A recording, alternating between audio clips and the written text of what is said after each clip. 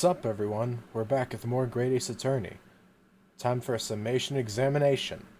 Let's hit it. For pity's sake, that little Nipponese oddity already admitted it himself, didn't he? Hold it! Hold it. Chotto Matteo. Excuse me, but... aren't you... Yes, that's right. I was in the witness stand myself just 2 days ago. Yes, I had a feeling I knew your face. Or the side of it, anyways. Oh, man. I really do always love this pose where he has his freaking hand on the hilt of the sword. If I remember correctly, you're a banker, aren't you? That's right. After the gold rush down under, I came back to London to work. And it was all going swimmingly until you started fossicking around. Bruce Fairplay was a man of repute. Now I'm only juror number 1. I've lost my name. Sorry? Don't think I've forgotten how you treated me the other day. You had me and that young hatter pegged as criminals. Oh, well, you know, water under the bridge, let bygones be bygones, you know. Now there's all sorts of rumors buzzing around, and the police have been badgering me non-stop. If I could turn back the clock. Well, anyway, I don't know about the hatter, but at least I'm in the clear now. I can't wait until we run into, First again. Lady First. And free to make up my own mind about who's guilty and who isn't. Oh, thank goodness. Alright, maybe I might struggle to reach this to change this man's mind, given our awkward history. Oh dear, I wonder what's become of Mr. First now. Yeah, I wonder that too. Maybe we'll see him in a future case. I mean, hey, we're seeing Fairplay a case later. Maybe we'll see him in case 5. I don't know.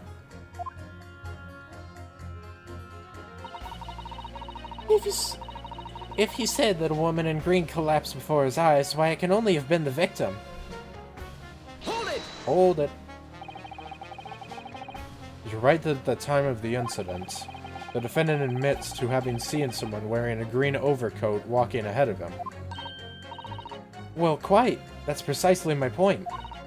Clearly, that someone wearing green was the victim. And clearly that funny little Nipponese man with the disturbing mustache is the culprit.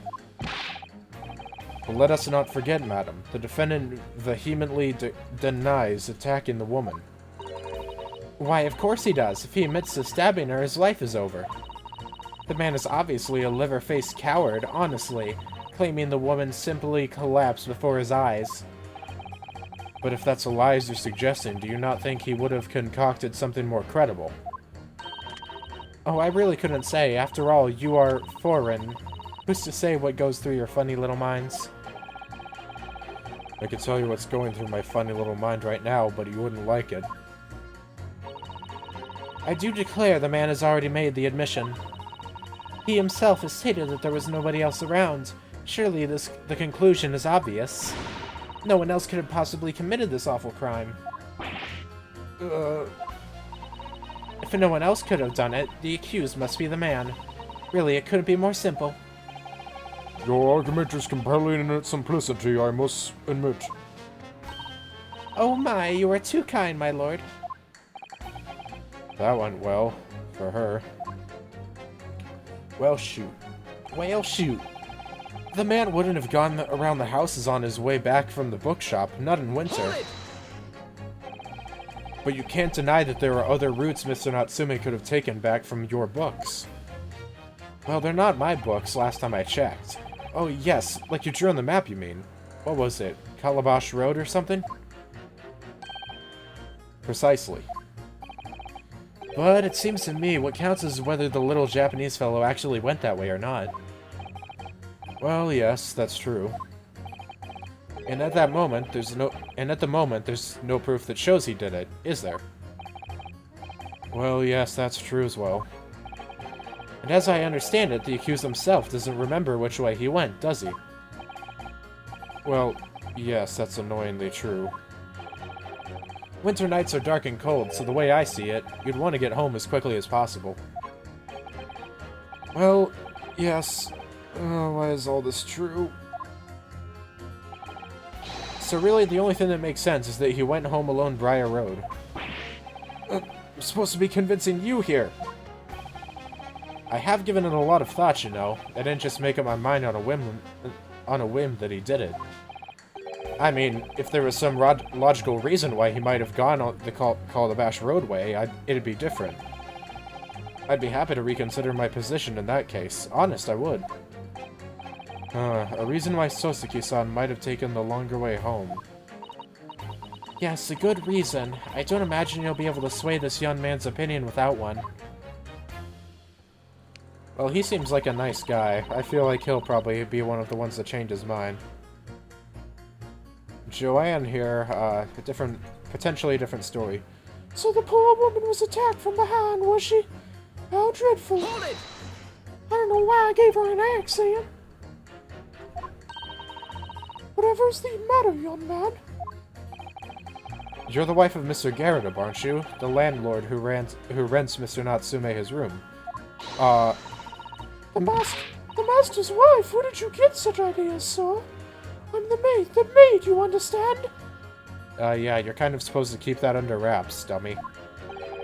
She's keeping up that charade? This is gonna be awkward. Why didn't you mention this yesterday? That you've been selected for the jury in this trial, I mean. Well, I was told not to mention it to anyone until the day of the trial, you see. It was in the letter I received. The instructions were very clear, so I'm afraid I had no choice. I see. Anyway, Mr. Natsume, the defendant, takes a lodging in your master's house, doesn't he? Yes, that's right. Although he's only been in a little over a week now. And in that time, surely you must have taken stock of his character. Does Mr. Natsume look like the kind of man who would commit a crime such as this? Actually, yes, he kinda does. Oh my goodness me, yes. He's just the sort. What? Spending all... Oh god. I lost the voice. Spending all his time in that dark and dingy room. Sporting that unscrupulous mustache. The man never speaks. And don't get me started on those shifty eyes. All the neighbors are talking about him. I've heard them, you know. People think he must be building a bomb in there or something. Oh dear, poor Mr. Natsume. How could people say such things about him? Well, I mean, it's understandable. He's just a harmless bookworm, nothing more. Well, you just called him a worm, so... Anyway, I'd better be careful about inviting this maid to speak. She's said enough damning things already. And you. I really don't care. Can we just wrap this up now? I've got work to be doing. Hold it! A man's life is on the line here, sir. This will take as long as it takes. Don't get clever with me now, son. My life's on the line too, and so is my family's. Ah. The likes of you wouldn't understand, but a laborer like me can't afford to take time off. If I don't work, I don't eat. Neither do the wife and kids. Oh, I see. That must be very hard. I go to the union every morning to find out what needs doing. If you're late and the work's taken, it's tough. This time of year, there's water and gas supply lines bursting left, right, and center. They're after cheap labor to get the roads dug up to fix it. It's a hard slog from dawn till dusk, it is. So, you were out digging up the roads on the day of the incident as well, were you? That's right. In fact, if I remember rightly, it was just around the corner from where it all happened. By that old bookshop it was. What? Another coincidence. That's right. Meerschaum Street it was. Meerschaum Street. On the map, Mr. Naruhodo. There are only 3 named streets. Juror number 5, I need you to add that information to your formal statement, please. What's the point in that? Can't we just get this business over with now? Please, sir. It's important. Ugh. Fine, I'll do it then. Oh, I think I know what we gotta do. On the day it happened, I was digging up Meerschaum Street from dawn till dusk. Oh, shoot, I think I know it. The man wouldn't have gone around the houses on his way back from the bookshop. On the day it happened, I was digging up... If he was digging up the street, then wouldn't that mean that the street was blocked off? Objection! Those two statements are clearly at odds with one another. At odds, Counsel, explain yourself. Please, don't point. It wasn't me, I swear. Wow. Oh, what? I just want to get this done and dusted. Well, juror number 3. Oh, me, sir? What do you mean? Juror number 5's words just now are extremely significant. Let's take a moment to consider the implications of what's been said on our map of the local area. I love how he walks back and forth. It's a real cool detail. On the day in question, Mr. Natsume visited this bookshop to purchase a number of second-hand books. And on the same day, we now know that there was work being carried out on Meerschaum Street, making it impassable. Which means that the defendant's route home could not have taken him along Meerschaum Street and down Briar Road. Oh, yes, of course! What do you think, sir?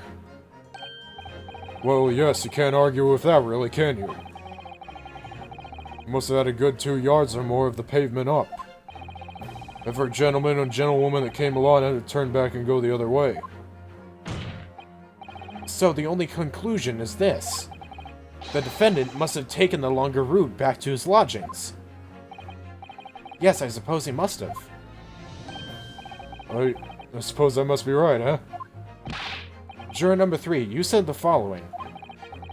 The man wouldn't have gone around the houses on his way back from the bookshop, but we see now that he had no choice. Yes! My lord, my judge, sir, if I may. Yes?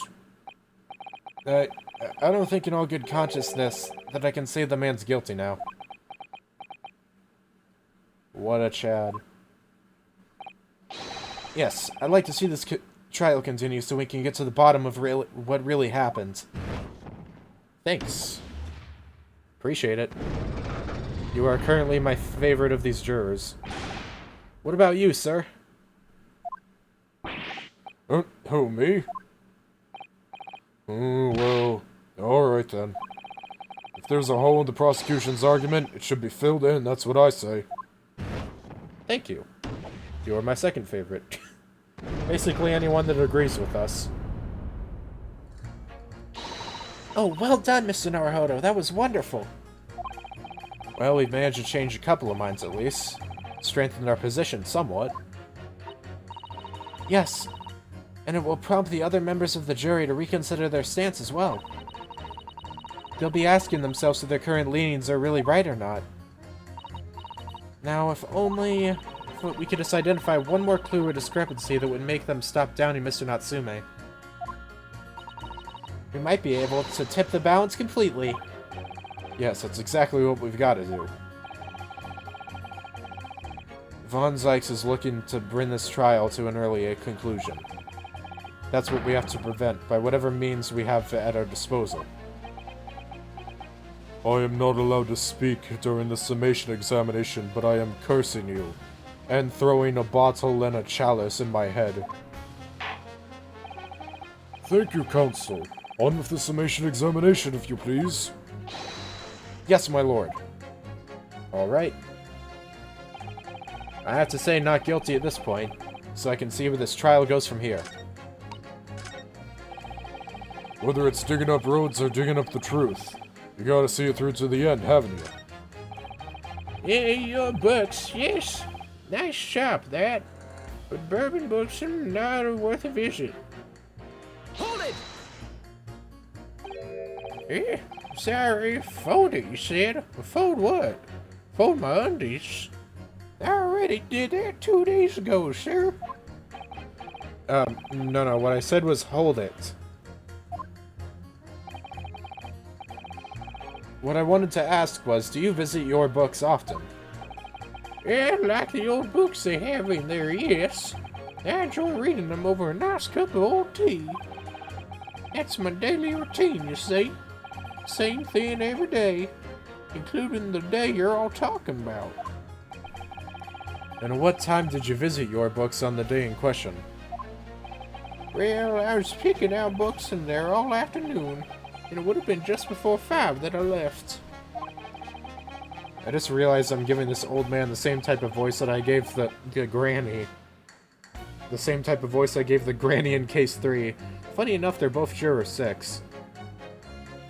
Both the old people. Except, obviously, I'm giving him a male voice this time. That's my daily routine. You see? Same thing every day, including the work you're all talking about.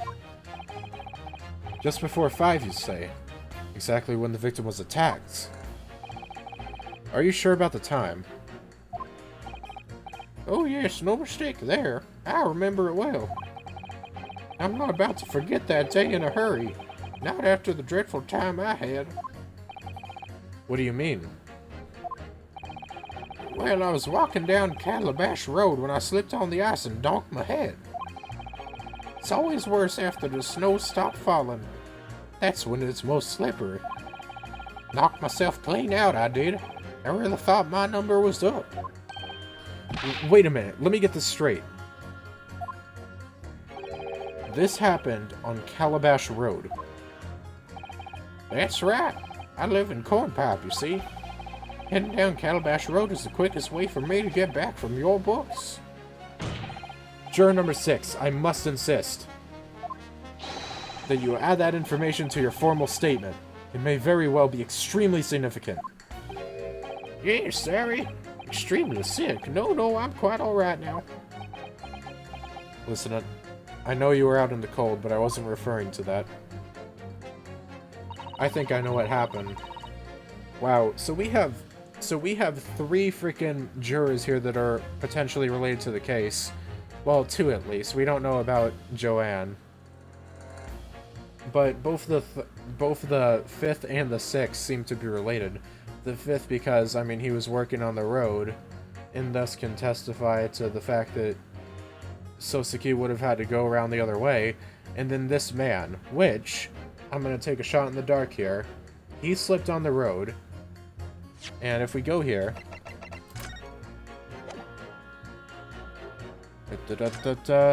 She is... This lady here is wearing green. She is wearing a green coat. The juror over there, juror number 6, is also wearing a green coat. Maybe, and since they both fell down... Well, I think you can get where I'm going at here. Soseki saw the old man fall down and thought it was the woman because he didn't pay close attention. Yes, just 2 more to go. Deliver the finishing blow now. It's time to turn the tables here. Wish I knew how to do a Susato takedown. Suppose words will have to suffice for now. Alright. I guess we're gonna have to pit 4 and 6. It was attacked from behind. I slipped over that evening myself on Calabash Road. I knocked myself clean out, you know.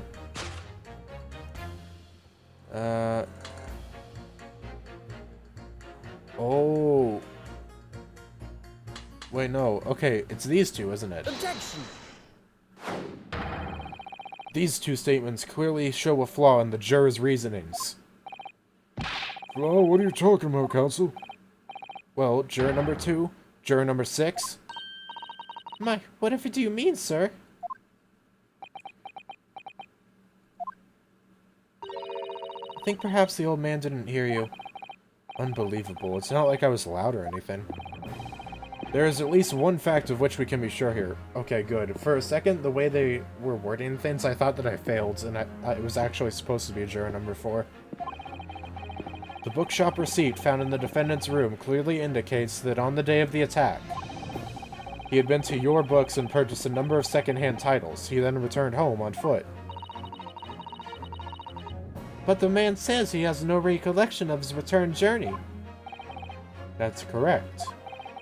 But what he does remember is seeing someone appear in front of him on the way. Someone in a green overcoat who suddenly collapsed on the pavement before his eyes. Yes, we are all aware of this. The poor young woman who was stabbed, obviously. Objection! Can we really be sure of that, madam? Ma, whatever do you mean? I'm sure you heard juror number 6's account of what happened to him that day. That same afternoon, there was someone else apart from the victim, who was wearing the green overcoat and who fell on the icy streets in the neighborhood. Oh my! Oh, he took notice. My goodness, you mean... That's right. I'm referring, of course, to hard of hearing juror number 6. Are you really suggesting that the person in the green overcoat who the defendant saw collapse in front of his eyes was the jolly old gentleman on the end of the bench here with me today? That's entirely possible, yes. After all, the old man has a somewhat similar build to the victim. Well, look at that. My goodness me! Yes, sir, you need a pee. Oh my god. Thank you for this old man.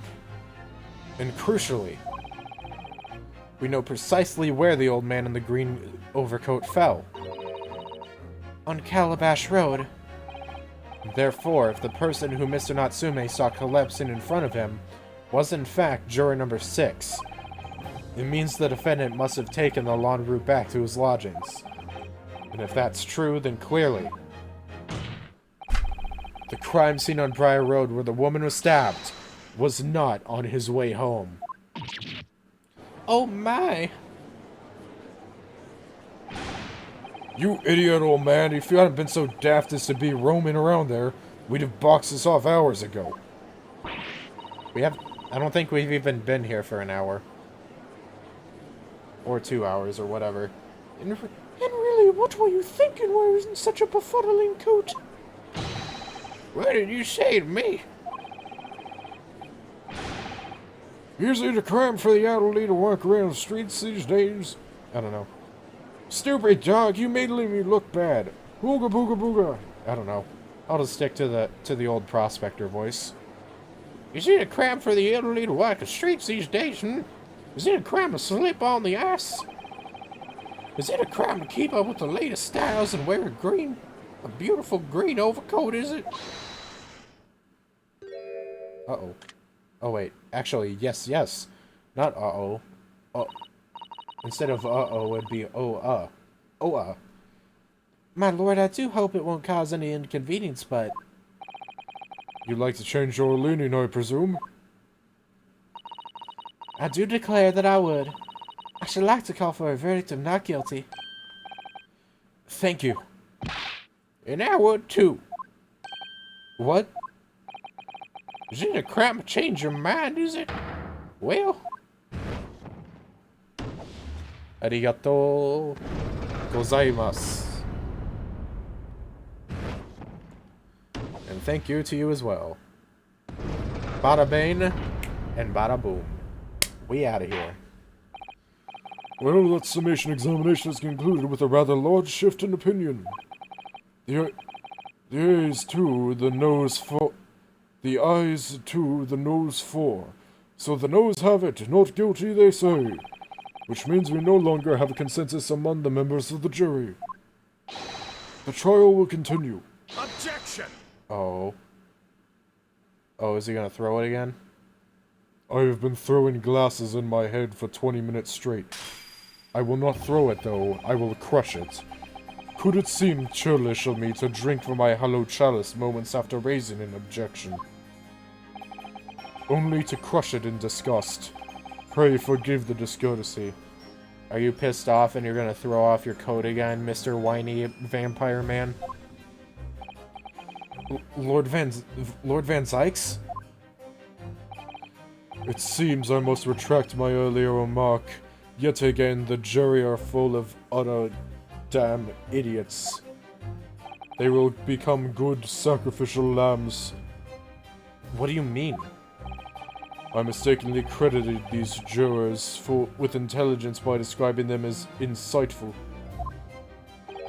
Yet we have just witnessed them falling for a cheap chick performed by an Eastern entertainer. Huh? Whatever do you mean? Objection! I haven't tricked anyone. Everything I've said is the truth. Indeed, stalwart juror number 5 was undoubtedly repairing the road as he claims. I believe you said it was a good 2 yards of the pavement which he had excavated, sir. That's right, took me the whole day and they paid me a measly tuppence for it. Now, my learned Nipponese friend, tell me, do you have any notion of the distance that 2 yards represents? Well, if I'm honest, I don't have a clue now. We don't have those same type of measurements. 2 yards is a little less than 2 meters. Less than 2 meters? That's not much at all. In other words, a distance readily vaulted by anyone of moderate vigor. Would you not agree, my stalwart friend? Me? Well, I can't say you're wrong, no. What? And did you perchance erect a sign to prevent pedestrians from passing that side of your work? I wouldn't dream of it. What a waste of time. No coaches would ever hope of passing anyway, and we just turn any gentle folk back when they come. Kids just jump right over us all the time. The accused is no gentleman as far as I can see. I have little doubt, however, that he could sprint over a 2-yard trench in his meanderings around town. Ah! Is that true, is it? The incontrovertible truth is that the books just purchased by the accused were found at the scene. There can be no doubt that on his way back to his lodgings, Mr. Natsume walked down Raya Road. Crushed in a single sentence. And, old man. Eh, old man, you can talk.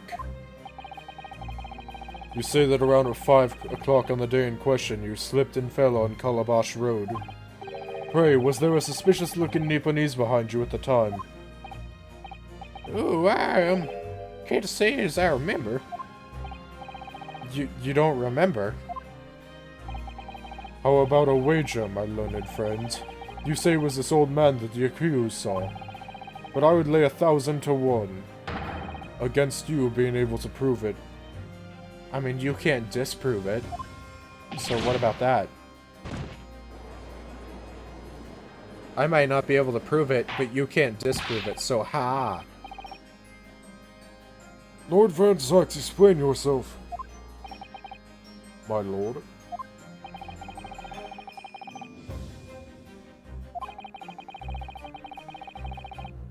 Because the prosecutor isn't allowed, you dumb judge. I wanted to give this young foreigner student the sightseeing experience he no doubt came for. I wanted him to see for himself how the opinion of the jury is so readily swayed. Aren't you... I thought you're not... didn't you say in the last trial that the prosecutor isn't allowed to talk during that?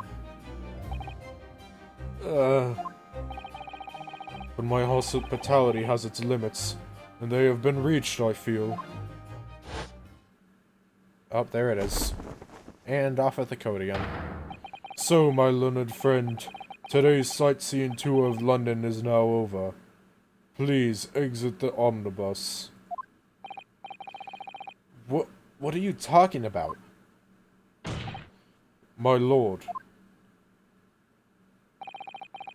The prosecution requests permission to call its next witnesses to the stand. Right, we heard about this. Granted. Bailiff, bring forth the witnesses. It's next witnesses? Mr. Naruhodo, do you not remember? We've been told on several occasions that there were eyewitnesses to the incident. Yes, I remember. One of them being a Scotland Yard policeman, no less. I'm afraid that's likely to be the prosecution's next witness. Alright. No matter who Van Zykes brings to the stand as his witness, and no matter what they say, I believe in Soseki-san. I know he's innocent. And I'll keep believing to the very end, until this battle is over. Onwards.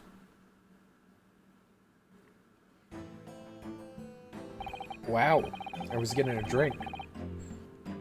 Witnesses, please state your names and occupations for the court.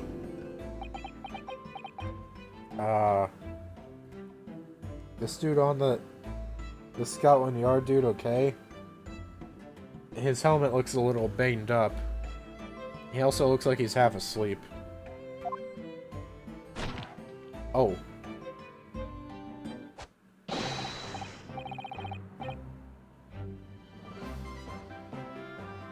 Oh man, I have to come up with a voice for this dude now.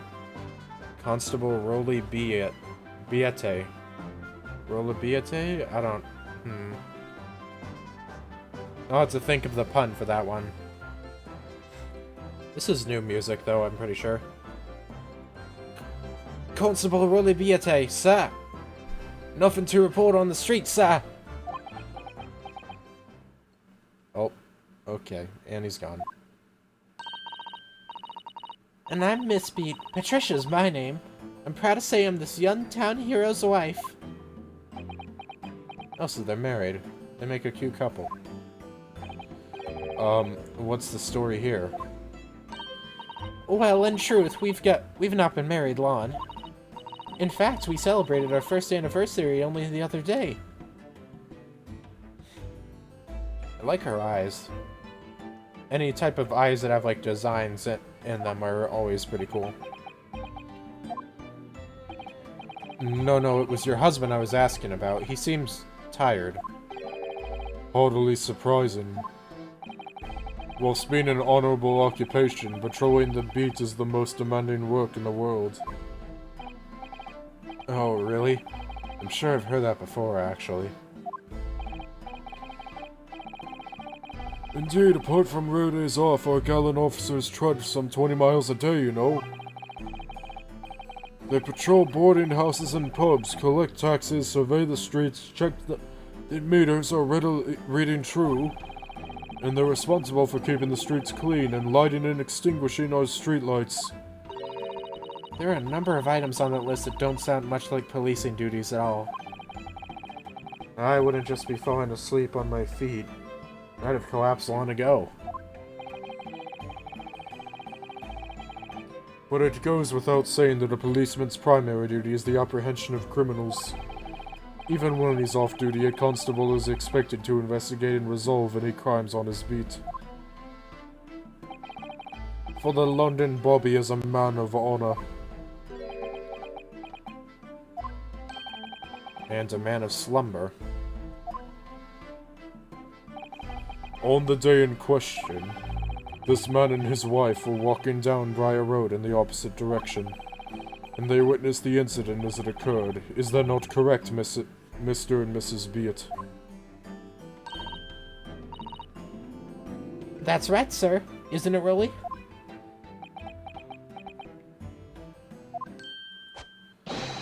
Constable Roly Beat, sir. Beat, sir. Nothing to report on the street, sir. I have no idea what to... I don't know if I should give this dude a high-pitched voice or a low-pitch. Or middle of the ground, maybe. What a great witness he's going to be. Very good. I'd like to hear your formal testimonies now, please. You will tell the court exactly what you saw on the afternoon of the incident. Yes, sir. And gone. I like their matching scarves. Very, very cute. It was our wedding anniversary and Rolly was taking me out for a meal. There was no time to change after work. Anyway, two silhouettes appeared out of the fog on the pavement in front of us. All of a sudden, one of them just collapsed on the floor, then the other scattered something before running off. We ran straight over, of course, and then went to help it at a nearby police box. It was definitely that Japanese man on the dock. Rolly and I both saw him, clear as day. Well, I don't know about the other one, but... Well, this is extremely compelling testimony, I must say, even though one of them didn't say a single word. Oh dear, this policeman and his wife are claiming to have positively identified Mr. Natsume at the scene.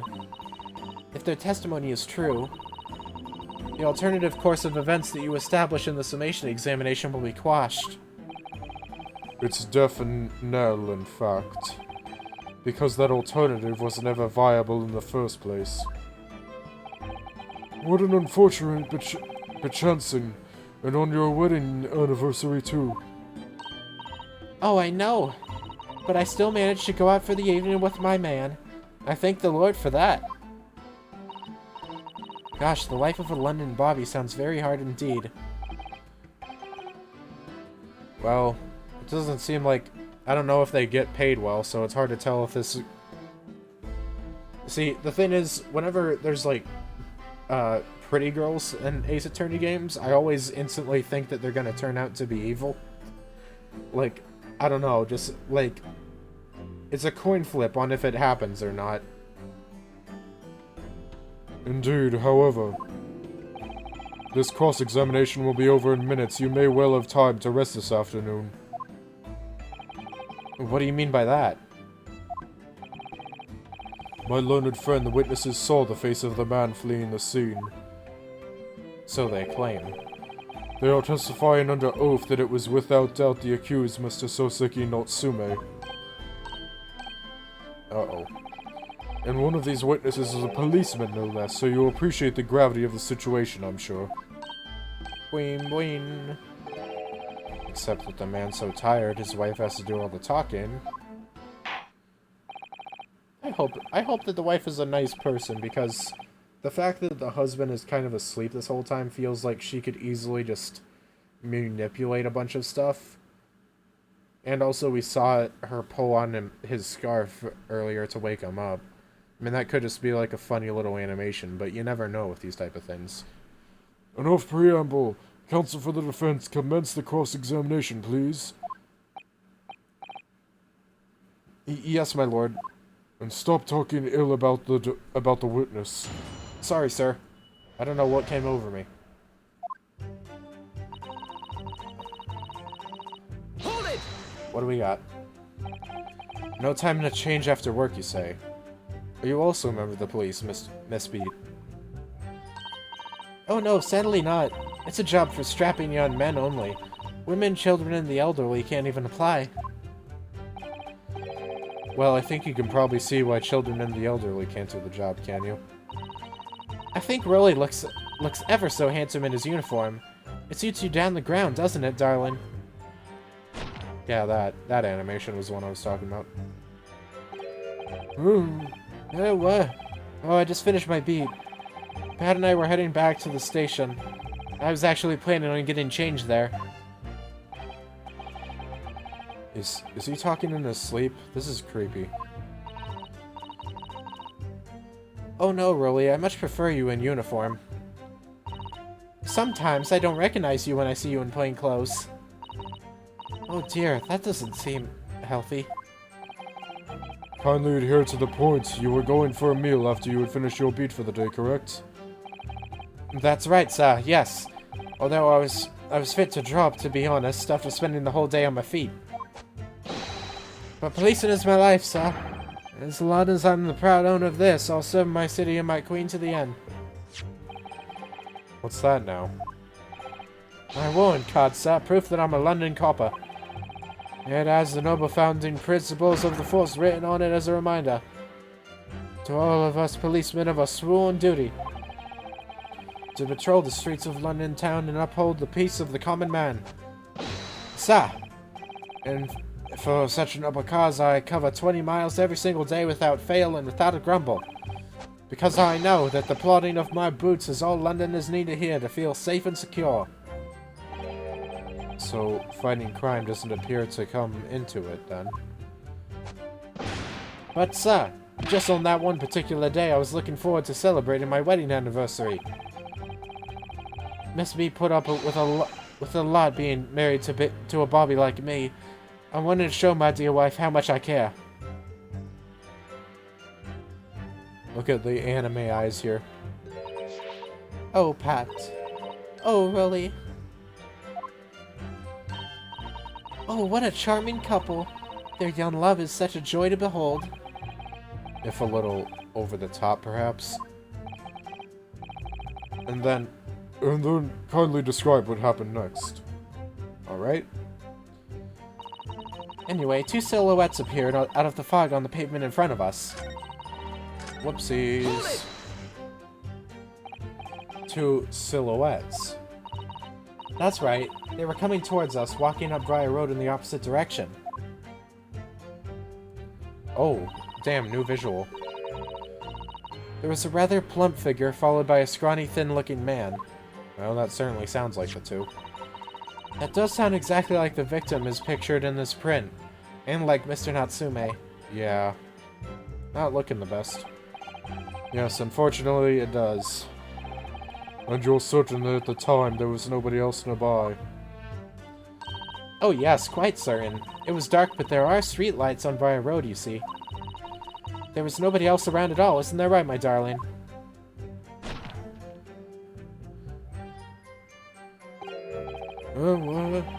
Yes, that's right. Of course. There was a light fog on the ground. But Briar Road is dead straight, and you can see a fairly long way down the pavement. And then there's the street lighting as well. I didn't see any other pedestrians. Before sleep takes a firm hold, your answer, please, Mr. Beat. Are you quite sure of what you've just said? Yes, sir. As a cop who spends all day every day keeping watch on the streets, I'd swear to it, sir. I am as sure as my love for Patricia is true. Okay, and they do it again. The couple. They're still maintaining there was no one else around other than the victim and the attacker. It's starting to seem like that must be how it really happened. It's beginning to seem like there's nowhere to run. Well, that didn't stop Mr. Natsume, did it? He fled the scene all too convincingly. Thank you. I believe we have a reasonably clear idea of the situation just before the incident now. Blah, blah, blah, blah, blah. What happened next? Hold it! Scattered something. What do you mean by that? Oh, well, I couldn't quite make out what it was at the time. But then we got closer, we realized what it was. Didn't we, darling? Crack. Feels like she's gonna break his neck or something. Oh, yes, that's right. It was some old books. I see, old books. Yes, sir. The culprit had dropped a number of them, all around where the victim lay on the pavement. Indeed, it's clearly pictured in this photographic print. Ba-ba-ba-ba-da-da-da. That rotten Japanese man did when he did the deed. Hold it! Let's not forget that it remains to be established that the defendant was indeed the attacker. Well, we saw him. It was the man in the dock, without questions. The mustache, the hunchback, the Cadillac eyes, the top mouth, the snub nose, everything. Any more insults you want to throw in?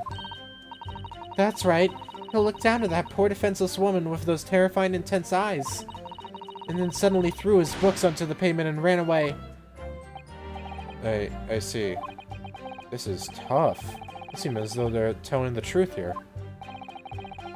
May I remind the court that this unambiguous testimony comes from a policeman and his wife. Who cares? Now please, continue. Anyone is capable of lying, Van Zykes. Yes, sir. Falls back asleep. Straight over Hold it! nearby police box. Was it your husband who went to fetch help?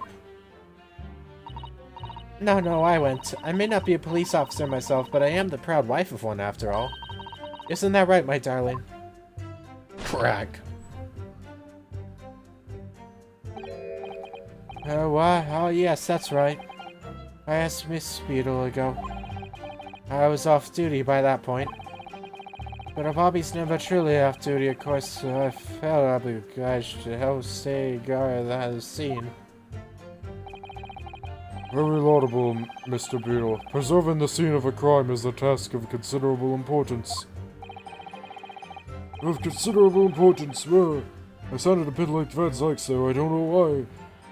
That's why I sent Patricia, you see. I told her where to find the right police box. Forgive my ignorance, but what do you mean exactly by the right police box? Depends on a crime's location, you see, as to who deals with it. Where the woman was stabbed wasn't actually on my beat. So I told Patricia the way to the police box for the beat the incident fell under so she could go and report it. I ran there as quickly as I could and asked for help from the Bobby on duty. There is nothing more potent than a young couple in love working together, you know. And thanks to your swift response, the case was quickly resolved. The actions of two model citizens. Oh, please, you're making us blush. Isn't he, darling?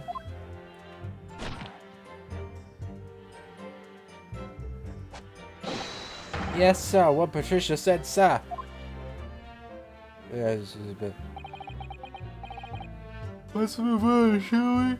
Yeah. Yeah, this guy's making me sleepy. Hold it! And the last thing I have to press. But surely you wouldn't have been able to see his face by the light of the gas street lamps, would you? He absolutely could! Us Londoners have exceptional eyesight. Oh, have you know? Right. Being a bit rude to your husband there. The light from the street lamps is more than enough. And my husband already told you the fog was only light, didn't he? Yes, and what of the fog? We're famous for it across the globe, I believe. But it's an absolute menace to those of us who have to live with it, of course. Oh, it is, it is! When it's thick, you can't even see the hand at the end of your own arm. Yes, alright, I take your point. Now, could you stop shaking your husband about? The constant fog makes our eyes very sharp, you see. That's why we can tell for sure and certain that it was that little Japanese man we saw. Can't we, darling? This poor dude. Just let him get his sleep. Yes, he was the accused and no mistake. The mustache, the hunchback, the Cadillac, is the top of his son is... unmistakable, sir. As far as this couple's testimony is concerned, there can't be any question. It was Soseki-san they saw running away from the scene of the crime. So that's it, is it? That's their entire testimony. What do you think, Mr. Naruhodo? Well, I hate to admit it, but on hearing the testimony, it really does seem as though Miss and Miss Beetle saw what they say they saw. Mr. Natsume running away from the scene on Briar Road that day. Yes, I feel the same. So if that's true, where does it leave us? The members of the jury are sure to call for a guilty verdict after this testimony. Oh no, then what do we do? Find out next time on Great Ace Attorney. Adios, ciao, and bye-bye. Signing off until next time. Ja, mata ne.